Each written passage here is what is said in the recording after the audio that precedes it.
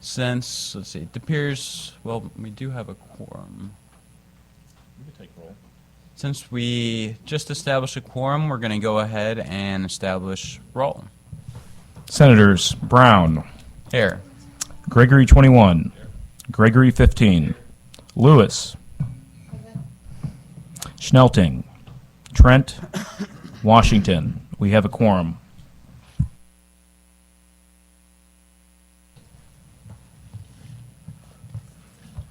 All right, we're going to begin today's hearing with Senate Bill 994. Senator Henderson, whenever you're ready, please begin.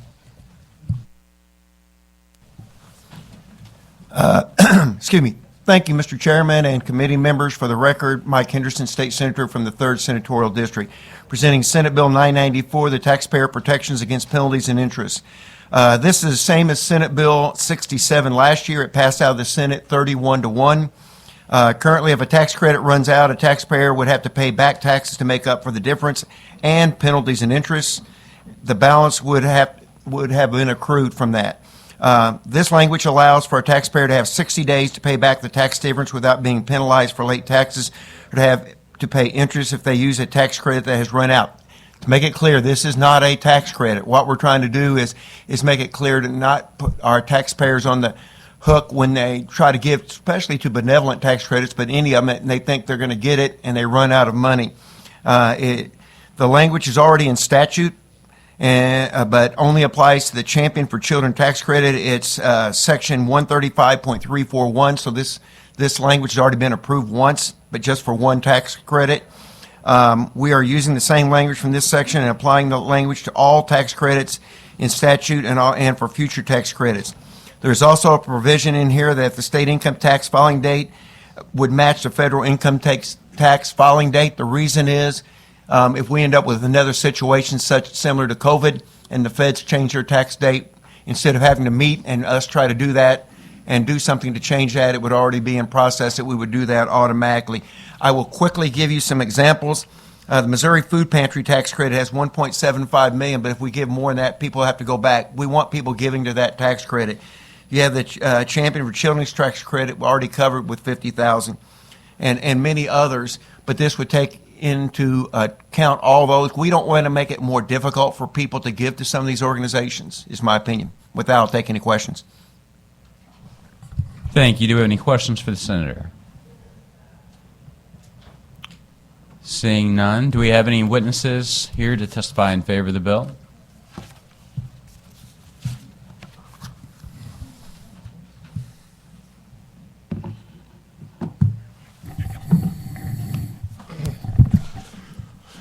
Mr. Chairman, members of the committee, my name is Matt Thompson, here on behalf of Feeding Missouri, Missouri Food Bank Association, to testify in support of Senate Bill 994. As an organization that benefits from benevolent tax credits, we would hate for Missourians to be unknowingly penalized for exceeding the maximum tax credits. And with that, I'd be happy to take any questions. Do we have any questions to the witness? Senator Washington? And for the sponsor, can I backtrack to him really quick? Sure, I'll allow that. It's just a couple quick questions. Thank you for bringing this. I'm always for benevolent tax credits.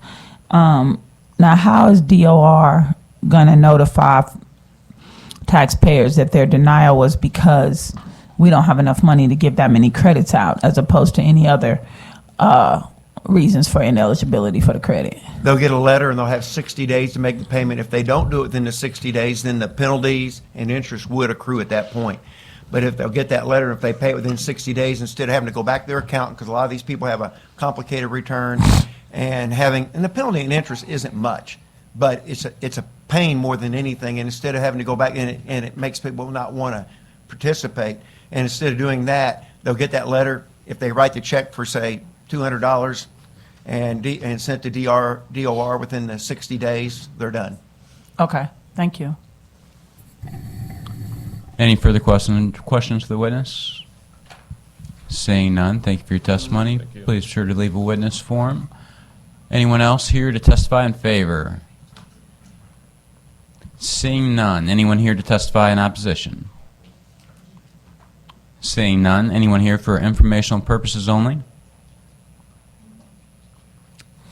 Saying none. Senator, do you have any closing remarks? Thank you very much for allowing me to present the bill. Absolutely. This concludes our hearing for Senate Bill 994. Next up, we will be hearing Senate Bill 1004, Senator Gregory, 21. Oh, wait, actually, pause for 1 second. Since we have a quorum, we're going to go ahead and enter exec session real quick. Sorry for the fake out, Senator. Got to keep you on your toes.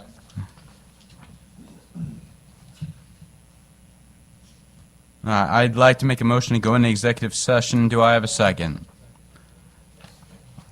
I move that Senate Bill 869 be brought before the committee. Do I have a second? I have a second. This is Senator Roberts' bill we heard last week. Senate Bill 869 establishes the Revitalizing Missouri Downtowns and Main Streets Act. I move that the committee vote to do pass Senate Bill 869. Do I have a second? Is there any discussion? Seeing none, Secretary, please call the roll. Senators Brown, Aye. Gregory 21, Gregory 15, Lewis, Schnelting, Trent, Washington,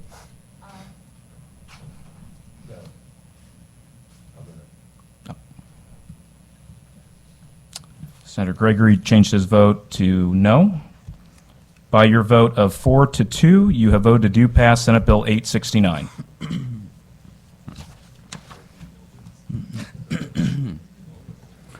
I now move that Senate Bill 987 be brought before committee. Do I have a second?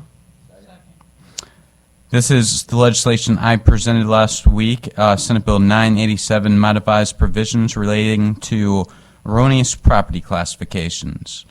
I move that the committee vote do pass Senate Bill 987. Do I have a second? Is there any discussion? Seeing none, Secretary, please call the roll. Senators Brown, Aye. Gregory 21, Gregory 15, Lewis, Schnelting, Trent, Washington. By your vote of 6-0, you have voted to do pass Senate Bill 987. I now move that the committee take up Senate Bill 1001. Do I have a second? I have a second. This is Senator Schnelting's legislation relating to home ownership, which establishes the American Dream Tax Credit and Savings Account. A substitute has been distributed. Senator Schnelting presented this committee substitute last week. Senator, since you're here, would you like to just reiterate any of the changes in the substitute? Yeah, I'd be happy to, Mr. Chair. So in the sub, and this is kind of what I presented last week, but we just added an exemption for certain home builders in the American Dream Act. I think that was one aspect I don't believe we were able to touch on last week. We added it since then. And then it removed a section pertaining to foreign ownership, which was a drafting error. It was supposed to be a wide net, and it was supposed to be a narrow net, and it was so broad that it was actually not at all what we intended. So we just took that section out altogether. Thank you. I move that the committee adopt Senate substitute for Senate Bill 1001. Do I have a second? I have a second. Is there any discussion? Seeing none, all those in favor, say aye. Aye. Any opposed? The ayes have it. We have adopted the Senate committee substitute for Senate Bill 1001. I now move that the committee vote Senate committee substitute for Senate Bill 1001 do pass. Do I have a second? I have a second. Is there any discussion? Seeing none, Secretary, please call the roll. Senators Brown, Aye. Gregory 21, Gregory 15, Lewis, Schnelting, Trent, Washington. By your vote of 4-0, you have voted to do pass Senate Committee Sub for Senate Bill 1001. I now make a motion to exit executive session. Do I have a second? And we will return to the hearing for Senate Bill 1004. Senator Gregory, please begin whenever you're ready.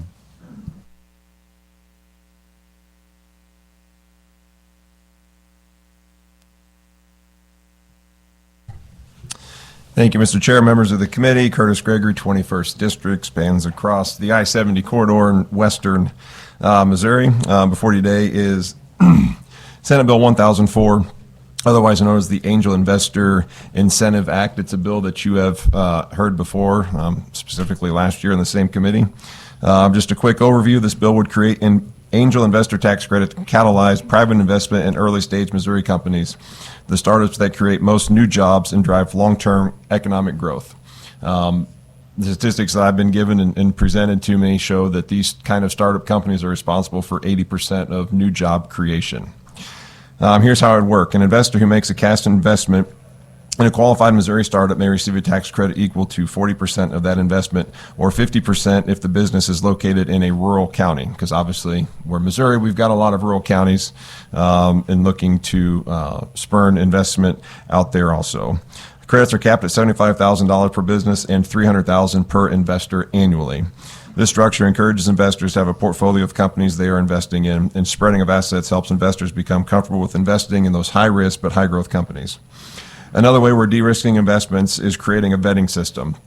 The Missouri Technology Corporation will be responsible for looking at these companies and not picking winners or losers, but having simply a set forth criteria of whether or not those businesses can qualify to participate in this act. Additionally, the program is geographically fair, which if you're looking at the first page of the legislation, you can start seeing the designated geographic regions. We kind of put bubbles around, obviously, St. Louis and Kansas City, and then the next regions are north of the Missouri River, south of the Missouri River. So it's simple to figure out where it's at, excluding those counties that might already be listed. Through the first 6 months of the year in the program, the credits are going to be equally split up amongst those districts, but if at the end of that 6-month period there's still unused credits, that is when they will be allowed to go into regions where there might already be some, so the program can potentially get fully utilized. I mentioned the $6 million cap. That is the cap for the first 2 years. If it's a program that's working the way we think it's going to work, after those first 2 years, there will be a modest increase to the program to continue spurning growth. This is not a program that we're expecting to continue seeing sunset extensions on. This is a program to bring those investors here to stay inside of Missouri instead of leaving to our bordering states like Kansas, Illinois, Tennessee, where some of these smaller startups are going, because that is where the money is flowing to right now for new startup companies. So we're looking to incentivize those startups that have started here. They want to stay here and make the Missouri economy grow. And I might note that this was something in the state of Tennessee that they paired with their income tax phase out. The credit expired, but the investment market remained because investors saw the benefit in helping companies like this get started. So with that, I'll be happy to take any questions. Thank you, Senator. Do we have any questions? Seeing none, anyone that would like to testify in favor of this bill, please come forward. Just a reminder, everybody, to please leave a witness form. Thank you, Senator. Thank you, Chairman Brown. Thank you, members of the committee.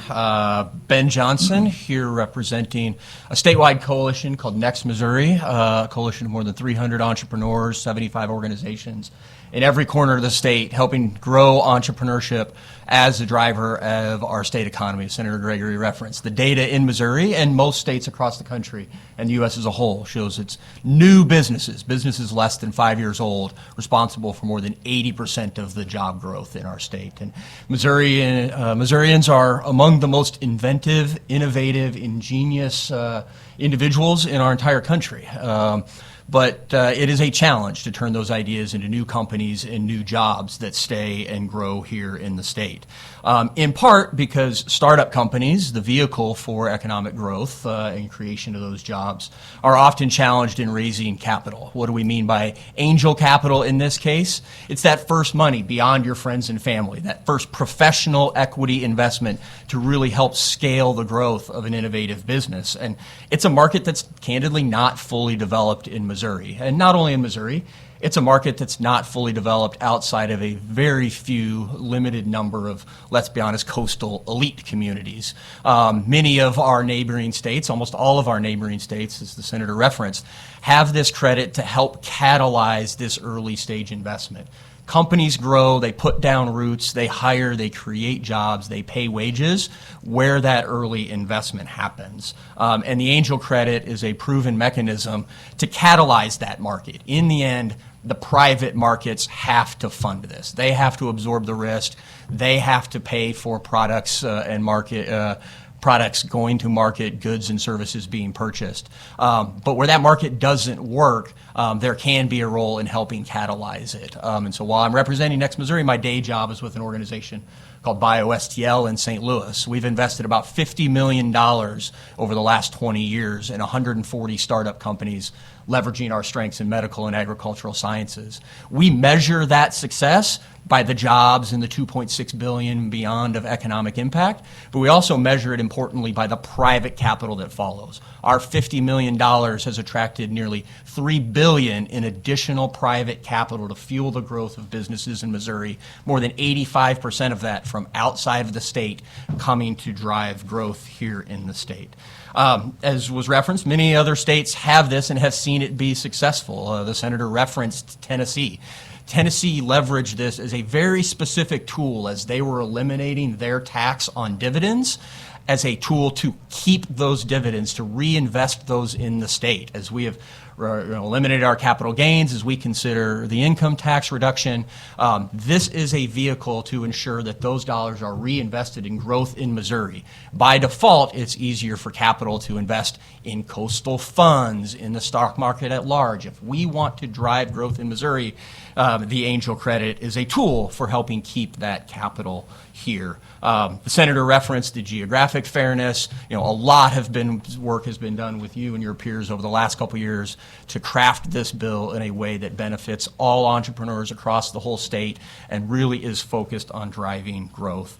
It really is a tool to lock in the long-term growth of our economy here in the state, leveraging the innovation strengths of our individuals across the state. And so, well, thank you for the time, for your consideration of this, and happy to answer any questions. Thank you for that testimony. Do we have any questions for the witness? Senator Lewis? Thank you. Good morning. So I'm just trying to figure out how, you said, we're talking about eliminating income tax. Mm-hmm. So how does a tax credit, how does that work? You eliminate income tax and then you get a tax credit, but if you're not paying any income tax, can you explain that? So this is referenced. This is a bill that sunsets after 6 years. It would be applicable across income or corporate taxes. So any tax liability that an individual could have in the state, they could apply this. Importantly, it is also transferable. If you don't have liability, you can sell or transfer that credit and then reinvest those in the state. I have a sheet we'll follow up.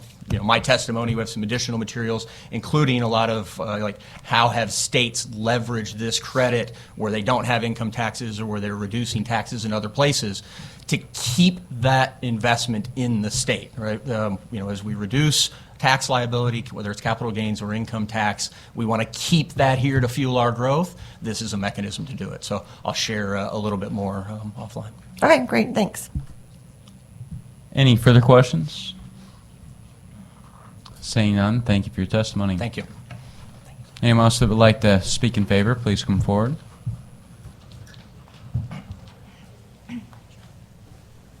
Good morning, Mr. Chair, members of the committee. My name is Jared Hankinson. I serve as the Vice President of Government Affairs for the Missouri Chamber of Commerce and Industry. First, I'd like to thank Senator Gregory for bringing this innovative bill forward. This is exactly the kind of policy that the Missouri Chamber is proud to be able to support in the state of Missouri.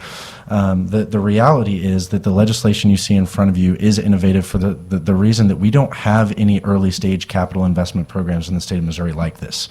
This is something that truly is innovative, truly is cutting edge compared to some of the investment incentive programs that we've seen in the state of Missouri. And I think it is, as you've heard from the senator and as you heard from the previous witness, there's other states where programs like this exist and have proven to be effective, like the state of Tennessee, like the state of Iowa, our neighbors that, quite frankly, are taking money and opportunity away from the state of Missouri. So this is an innovative approach to investment incentive that we fully want to get behind. I do want to highlight one example, and unfortunately, this woman could not make the trip to Jefferson City today, but someone that I'm very proud to be able to work with through our Missouri Chamber Technology Alliance, a woman named Flavia D'Souza that runs Centio Biosciences based in St. Louis County. She would qualify for a program like this. She has taken her operation from, I believe, starting with just under 10 employees to now having over 30 employees. The opportunities like this did not exist for her, and she was able to be successful anyway. Her story is a testament that this is not just an economic development incentive, but this is actually ties into national security as well. Flavia D'Souza is working to develop key starting materials for pharmaceuticals that the state of Missouri and the entire United States is completely reliant on foreign nations for. Tools like this would be able to put money in the pockets of people like Centio Biosciences, expand their operations, and bring benefit to the state of Missouri and to the United States as a whole. And with that, I'm happy to take any questions. Thank you for your testimony. Any questions for the witness? Seeing Thank you. none. Next up in favor. Thank you, Senator. I'm Nancy Giddens here today representing the City of Kansas City, the Greater Kansas City Chamber of Commerce, and the Civic Council of Greater Kansas City. As our senators from Kansas City know, entrepreneurship is key to our community, and we certainly want to thank the senator for sponsoring this bill, and we encourage you all to support our innovation economy as well. And we see this as a great step in the right direction. Thank you. Do you have any questions for the witness? Thank you. That's called brevity, my friend. I've done this before. Next up in favor.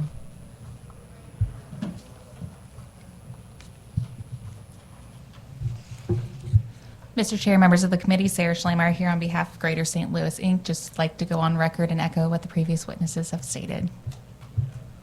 Thank you for that. Any questions for the witness? Seeing none. Anyone else in favor? Seeing none. Anyone here to testify in opposition? Seeing none. Anyone here for informational purposes only? Seeing none. This concludes the hearing for Senate Bill 1004. Next up, we will be hearing Senate Bill 1032. Senator Moon, please begin whenever you're ready.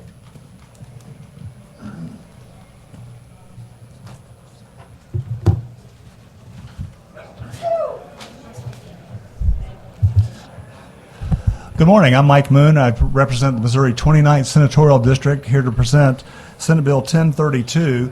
And the bill essentially would give expectant parents a $2,400 tax deduction in the year their child is born. There has been some chiming in from the Department of Revenue suggesting some minor changes in the language. And if you have questions about that, I'd be happy to tell you. I can provide the estimate sheet as well. But with that, if you have questions, I'd be happy to attempt to answer them. Thank you, Senator. Do you have any questions? Senator Schnelting. Thank you, Mr. Chair. Just to inquire. Thank you, Senator, for presenting this. I love this. Our birth rate in the United States is obviously not keeping up. It's not keeping pace. And I think any way that we can foster a culture of life and produce more families, kids and families, I think is a good thing. Curious, the 2,400, is there why that particular figure? Yeah, because during the year that the child is conceived, may not be born in that year, so it would be $1,200 per year. So it just in the year they're born, they would give that concession to the year they were conceived. Gotcha. Okay. Thank you. Thanks You're for bringing the welcome. bill forward. Thank you, Mr. Chair. You're welcome. Any further questions? Seeing none, anyone here to testify in favor of the bill, please come forward.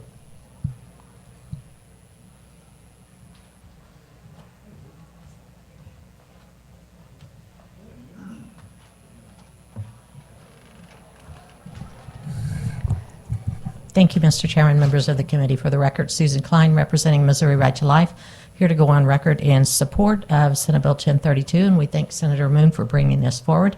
Any help that we can give expectant parents, I think, is a good thing and will encourage childbirth, and we encourage you to support this bill. Thank you. Do we have any questions to the witness? Seeing none. Next up that would like to speak in favor? Seeing none. Anyone here to testify in opposition? Anyone for informational purposes only? Senator, do you have any closing remarks? Yes, I believe 2 years ago was the first year we introduced the bill. It made it to the House for truly agreed and finally passed. Unfortunately, some changes were made, and it didn't make it through. So I hope this year it will make it to that point and one step further and actually be put on the governor's desk. Thank you. Our last bill we will be hearing today will be Senate Bill 872. Senator Washington, whenever you're ready.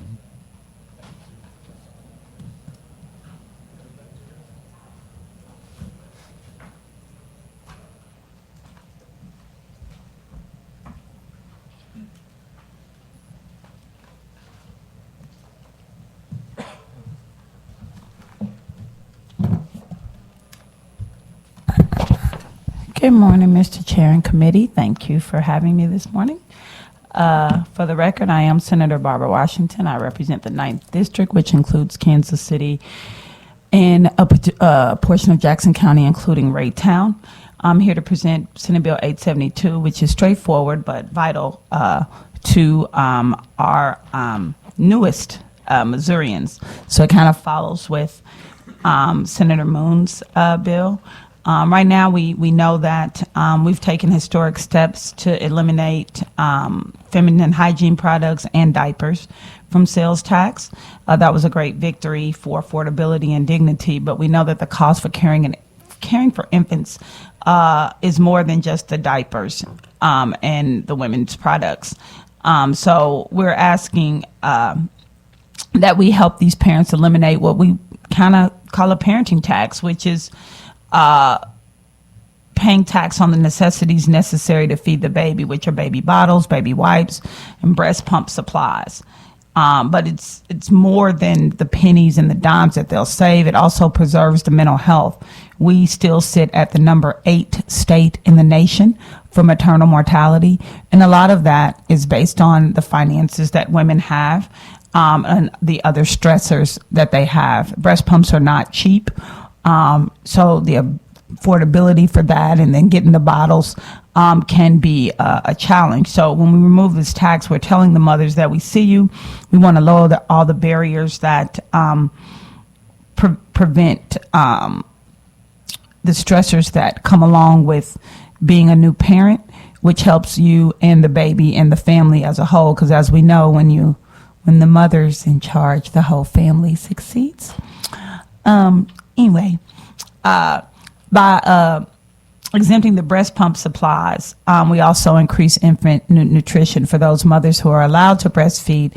We know that that is the healthiest nutrients for babies when they first come. So this is a pro-family, a pro-health, and a pro-growth bill. It keeps more money in the pockets of Missourians, especially as we are challenging affordability at this time. And it reduces the toxic stress that leads to poor health for the mother, which in turn leads to the baby. And with that, I ask for support, and I'm open for any questions. Thank you, Senator. Do we have any questions? Senator Schnelting. Kind of more of a comment, Mr. Chair. Thank you, Senator, for bringing this. I like this. I appreciate this, a pro-family bill. Anytime I can get on board with reducing or eliminating taxes and encouraging a higher birth rate and encouraging families to grow, I think it's a good. Bill. So thank you for bringing it forward. Thank you. Any further questions? Senator Lewis. Senator, we just kind of talked briefly before. My understanding, the way I read the bill, that it includes the elimination of sales tax both on the local level and the state level. Is that correct? Yes, and that's something that we'd be willing to talk about and see any changes that would need to be made. Yeah, because I think what we ended up as you referenced, we both sponsored the diapers and the feminine hygiene products. We ended up modifying it to just reflect the state elimination. So just wanted to chat with you about that a Okay. little further. Thank you. Any further questions? Saying none. Anyone here to testify in favor?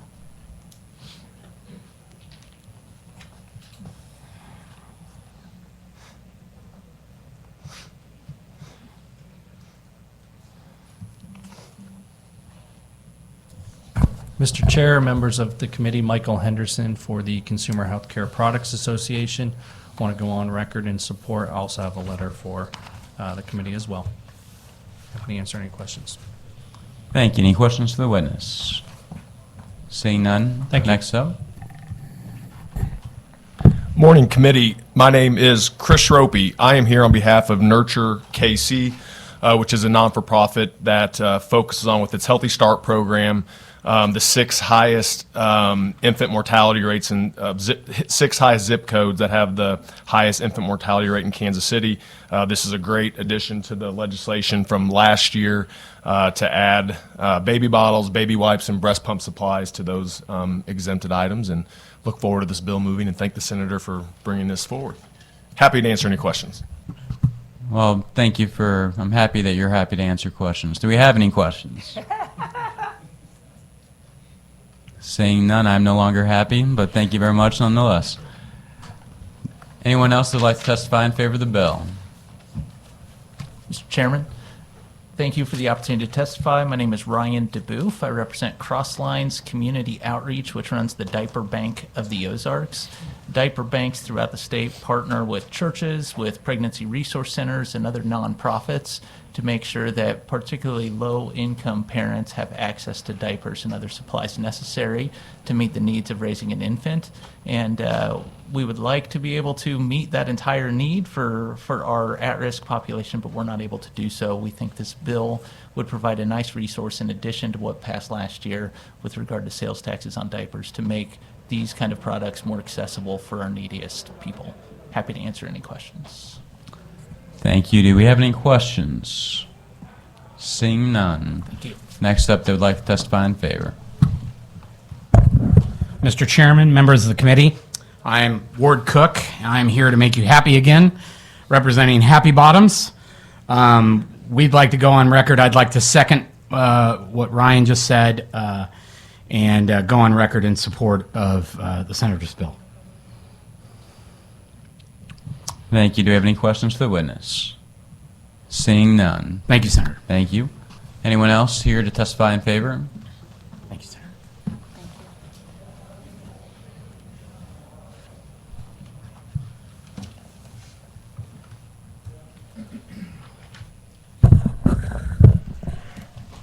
Good morning, Mr. Chairman, members of the committee. My name is Arnie C., AC Dinoff, State Public Advocate. This is a fantastic bill. I know the senator's probably elated that I'm supporting her bill this time. But this bill is elimination of a sales tax. This is, in my opinion, a light basic need. This is basics of survival. As a matter of fact, I'd like to see this bill or another bill expand on no tax on food, water, or basic essentials such as a Band-Aid, such as women products, baby products, things that you need to live day to day. I don't think that we should be taxing human basic needs. This sales tax exemption on baby equipment is a fantastic tax.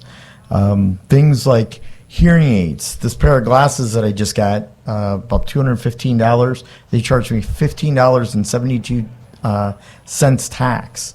I don't think that we should be taxing things that are that you need a prescription or you need to live day-to-day life. For those reasons, I fully support SB 872. Thank you, Mr. Chairman. Thank you. Do you have any questions for the witness? Seeing none. Anyone else who would like to testify in favor? Going once, going twice. Anyone like to testify in opposition? Anyone for informational purposes only? Senator, do you have any closing remarks? Please pass my bill and help mothers and babies. Thank you, Senator. Thanks. That will conclude the hearing for Senate Bill 872. With no further business coming before the committee, I now make a motion to adjourn. Do I have a second? We are adjourned.